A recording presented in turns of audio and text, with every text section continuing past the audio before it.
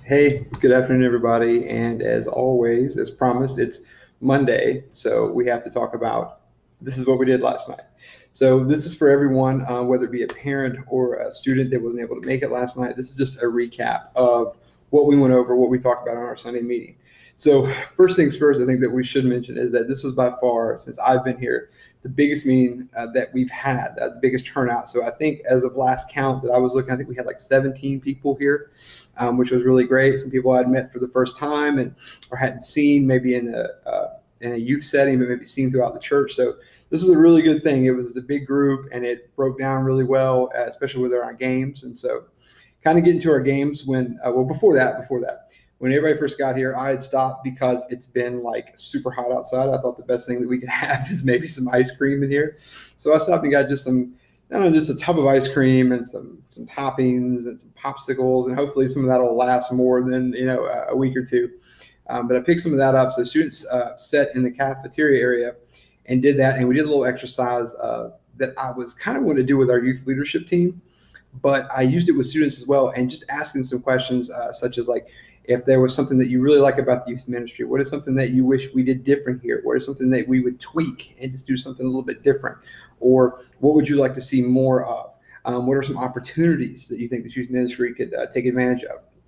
So we went through that, and the students were it took a minute to kind of get going, but once they did, they had some really good ideas, and I thank them for their input.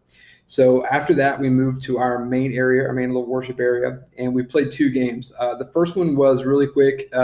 Well, actually, wasn't that quick. It was called 5 second rule. And so what I had done is I took like some note cards and wrote down different either movies or celebrities or stuff like that. And the students were in teams, two people each, and they had to flip over a card. And in 5 seconds, one person from that team had to describe what was on that card without getting into too much detail. So if you're older and you remember like the $10,000, $20,000 pyramid show, it was kind of like that. We kind of hijacked it from Late Night with Jimmy Fallon. So we played that game, really funny. It's kind of hard. You don't realize how quick 5 seconds is. You have like maybe, I don't know, it seems like you have no second just to kind of process and get that information out there. So that was really funny. So we did that. And then afterwards, we played a game that was called Go Getter. And Go Getter was like given a list we broke it down into guys and girls. We're mostly guys and girls, but to the two groups. And they were both given the same list, and they had to come up with different things that were on the list. So in fact, one of the best things was you have to bring me something hot. And so, I mean, it's kind of hard a little bit because I don't know if we have hot sauce up here in the youth room, but the girls team, very innovative. They took cookies that some of our students brought and they warmed them up in the microwave, and they brought me warm cookies. So I thought that was really, really cool, really smart. But some other stuff they had to have, like you had to bring me a shoelace, you had to bring me something that you wear on your head, you had to bring me a picture of an old person, which is pretty easy. If you just reach in your pocket, you usually have a coin with an old person's face on it. So something like that. But that went over real well. Obviously that was just using the whole youth area and even a little bit beyond. So students really liked it. I enjoyed watching them come back. So that was great. And so after all that was over and we were kind of catching our breath from running around a little bit, we got into our last bit of our series about identity, and it just kind of closed with a story of the prodigal son and who God calls us to be instead of who we think we are.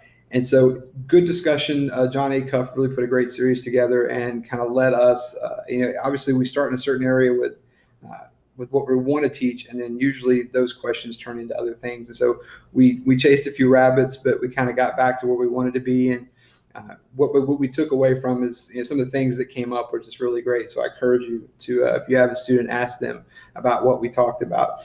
But we just came to some really big moments where I think one of the things I shared was something along the lines of, when we stand before God and we come before God, is that sometimes we're not so fearful of his power, of how great he is in that respect, as far as sheer power. But we're sometimes it's very hard to us to comprehend. We're so moved by how forgiving he is and how loving it is and how that is so different than what we are at times. And so that's what makes me think of the prophets that fall down on their face when they come encounter with God.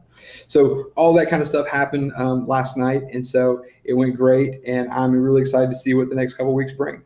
All right, so thanks guys, and I'll talk to you soon.